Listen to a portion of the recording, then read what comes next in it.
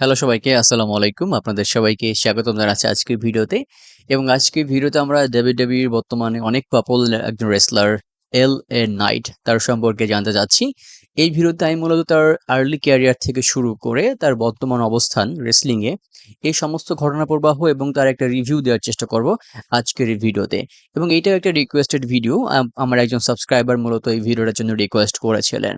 ওকে, তো এলেন নাইট তিনি আমেরিকাতেই জন্মগ্রহণ করেন ১৯৮২ সালে এবং তিনি তার টিনেজ থেকেই রেসলিং এর প্রতি একটা আকর্ষণ ফিল করেন, ইন্টারেস্টেড ফিল করেন যে তিনি যদি একজন ভালো রেসলার হন তাহলে এটা তার নিজের জন্য একটা ভালো প্যাশন এবং তিনি এটা ক্যারিয়ার হিসেবে নিলে অনেক ভালো করতে পারবেন আর কি। তো সেখান থেকে মূলত রেসলিং এর প্রতি তার ভালো লাগা এবং তার যে তিনি যাদের ফ্যান ছিলেন এটা হচ্ছেন দ্য রক এবং স্টোন কোল্ড স্টিভ অস্টিন।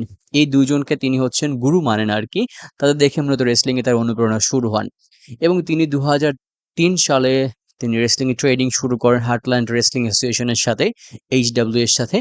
তো এখানে একটা জিনিস আমি বলে রাখি যে দেখেন, বাইরের দেশে আমরা বলি যে বাংলাদেশ বা ইন্ডিয়া থেকে বা পাকিস্তান থেকে অনেক কম রেসলার হচ্ছে ডাব্লিউডাব্লিউই বা রেসলিং কোম্পানিতে যায়। এটার কারণ হচ্ছে এখানে এটাকে ক্যারিয়ার হিসেবে নেওয়ার অতটা সুযোগ নেই এবং এমন ভালো কোনো ক্যারিয়ার ট্রেনিং বা এমন কোনো ভালো সুযোগ নেই যে যারা আপনাকে একজন ভালো রেসলার হিসেবে গড়ে তুলতে পারবে। যেমন ধরুন এলএ নাইট তিনি কিন্তু একটা সুযোগ পেয়েছিলেন তার যেখানে তার জন্মস্থান তার পাশেই তিনি হচ্ছেন একটা ভালো ট্রেনিং সেন্টার পেয়েছিলেন যেটা তাকে অনেকটা হেল্প করেছিল একটা ভালো রেসলার হিসেবে গড়ে তুলতে আরকি। ওকে, তো ২০০৩ সালে তিনি ট্রেনিং শুরু করেন এবং ট্রেনিং অ্যাসোসিয়েশন তাকে অনেক বেশি হেল্প করে এবং তার পরবর্তীতে তিনি তার ১ম ক্যারিয়ার শুরু করেন কিছু ইন্ডিপেন্ডেন্ট রেসলিং কোম্পানির সাথে। তার মধ্যে উল্লেখযোগ্য হচ্ছে ওহিও ভ্যালি রেসলিং এবং সেখানে তিনি বিভিন্ন নামে খেলা শুরু করেন এলএ নাইট বাদে। এবং এই যে তিনি ইন্ডিপেন্ডেন্ট রেসলিং কোম্পানির সাথে খেলা শুরু করেন, এখান থেকেই মূলত তার যে খ্যাতি, যশ, তার যে স্কিল, তিনি রেসলার হিসেবে কতটা পারদর্শী, এগুলো সারা বিশ্বে বা বাইরে অনেকটা বেশি প্রকাশ পেয়ে যায়। যেটা তার অনেকটা সেলফ মার্কেটিং হয়ে যায় আরকি। এলে নাইটের যে সবচেয়ে বড় ক্যারিয়ার যেটা ঘটেছে সেটা হচ্ছে ইমপ্যাক্ট রেসলিং এ। এখানে তুমি অনেক বড় একটা সময় কাটান। এখানে তিনি অনেক ভালো কিছু অ্যাচিভমেন্টও করেন। তো ইমপ্যাক্ট রেসলিং এ থাকাকালীন তিনি তার যে প্রোমো কাটার যে স্কিল, তার যে মাইক স্কিলস, তিনি রিং এর মধ্যে যে এরকম অ্যাক্টিভিটি, এই সমস্ত বিষয় মিলিয়ে তিনি একজন পারফেক্ট রেসলার হিসেবে আত্মপ্রকাশ শুরু করেন। এখানে তার অনেক বেশি অ্যাচিভমেন্ট রয়েছে, যার মধ্যে রয়েছে impact wrestling world championship, tag team championship, king of the mountain championship, এরকম অনেক ভালো, ভালো চ্যাম্পিয়নশিপ এবং অ্যাচিভমেন্ট তার এখান থেকে হয়ে গিয়েছিল আরকি। এবং এখান থেকে অনেক ভালো তিনি পুশ পাচ্ছিলেন এবং তিনি তার নিজের সেরাটা দিয়ে এখানে কাজ করে যাচ্ছিলেন। তবে তিনি ২০১৯ সালে এখান থেকে লিভ নেন। লিভ নেওয়ার কারণটা হচ্ছে তিনি যে ক্রিয়েটিভ ডিসিশন ছিল সেটা কিন্তু তিনি একমত হতে পারছিলেন না। ব্যাপারটা হচ্ছে তিনি যে ক্যারেক্টারে এখানে ম্যাচ খেলছিলেন বা ফিউড করতেছিলেন, সেই ক্যারেক্টারটা এমনভাবে তারা পরিবর্তন করতে চেয়েছিল যে ক্যারেক্টারটার সুনাম নষ্ট হয়ে যাইত বা পরিবর্তন হয়ে যাইত, যেটা এলা নাইটের পার্সোনাল লাইফ বা তার ক্যারিয়ার উপরে প্রভাব ফেলতো। বিষয়টা ডিন অ্যাম্ব্রোসের মতো। আমরা জানি যে ডিন অ্যাম্ব্রোস কিন্তু ডাব্লিউডাব্লিউ যে ক্রিয়েটিভ টিম আছে তাদের প্রতি মনঃক্ষুণ্ণ হয়েছিল। তাকে দিয়ে এমন কিছু কাজ, এমন কিছু ক্যারেক্টারের রোল প্লে করানোর চেষ্টা করা হচ্ছিল যেগুলো তার নিজের পছন্দের সাথে যায় না, নিজের ক্যারিয়ারের সাথে যায় না।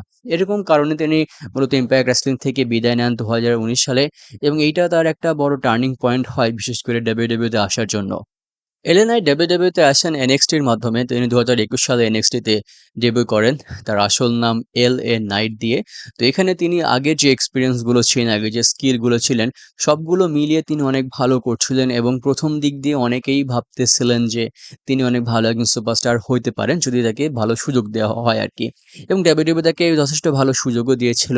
তিনি এনএক্সটি টপ হিল হিসেবে কাজ করেছিলেন, মানে একজন নেগেটিভ রোল প্লে করেছিলেন। তার যে ভালো, ভালো ফিউড রয়েছে তার মধ্যে ক্যামেরন গ্রিমসের সাথে তার যে মিলিয়ন ডলার চ্যাম্পিয়নশিপ ম্যাচটা, সেখানে তিনি অনেক ভালো করেছিলেন। ভালো একটা ফিউড ছিল এবং ম্যাচটা তিনি পরবর্তীতে জিতেও গিয়েছিলেন।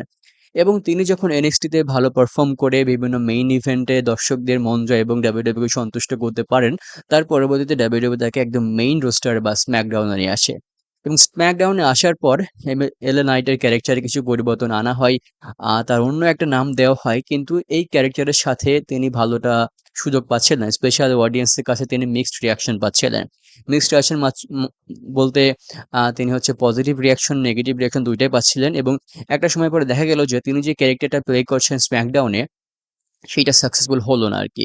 এবং পরবর্তী WWE সবচেয়ে ভালো সিদ্ধান্তে আসে। তারা LA নাইটকে হচ্ছে আবার তার যে আগের ক্যারেক্টার LA নাইট এখানে তিনি হচ্ছে আত্মপ্রকাশ শুরু করেন।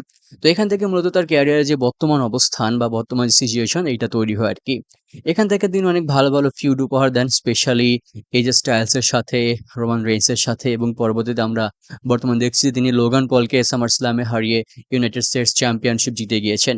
তো এই সবকিছু মিলিয়ে LA নাইট কিন্তু অনেক ভালো একটা সময় কাটাচ্ছে ডাব্লিউডাব্লিউইতে এবং তিনি অবশ্যই সবকিছুই ডিজার্ভ করেন আরকি।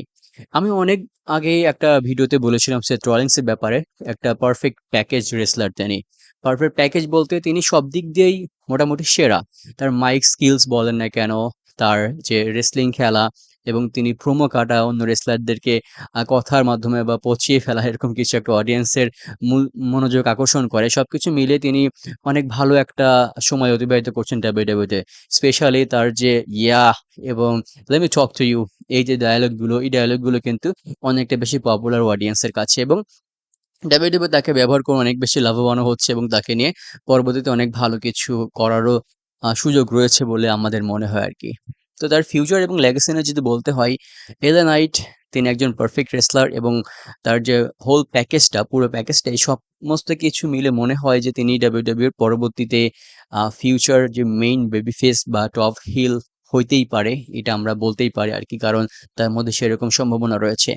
এবং তার সম্পর্কে একটা কথা যদি আমি বলি পার্সোনালি, তিনি হচ্ছেন একজন সেলফ মেড রেসলার। কারণটা হচ্ছে আমরা অনেক রেসলারদের দেখেছি যারা যাদের ব্যাকগ্রাউন্ড আছে, তাদের ফ্যামিলি মেম্বার বা তাদের ফ্যামিলি বা তাদের কানেকশনে অনেক ভালো সুযোগ ছিল যারা অলরেডি রেসলিং খেলা বা রেসলিং এর সাথে যুক্ত ছিলেন। কিন্তু এলএ নাইটে এরকম কিছু ছিল না। তিনি তার সম্পূর্ণ নিজের ইন্টারেস্ট, নিজের ইচ্ছাশক্তি এগুলোর মাধ্যমে তিনি ট্রেনিং করেছেন, শিখেছেন, জেনেছেন, ভুল করেছেন এবং তারপর আবার নিজেকে ডেভেলপ করেছেন। এখান থেকে মূলত তিনি আস্তে, আস্তে উঠে এসেছেন এবং তিনি তার যে দক্ষতা, তিনি তার যে গুণ এগুলো তিনি বারবার পরিচয় দিয়ে আসছেন আরকি। এজন্য বলা যায় যে তিনি পরবর্তীতে অবশ্যই ভালো কিছু করবেন আরকি এবং ডাব্লিউডাব্লিউ অবশ্যই তার জন্যে ভালো কিছু প্ল্যান রাখা উচিত।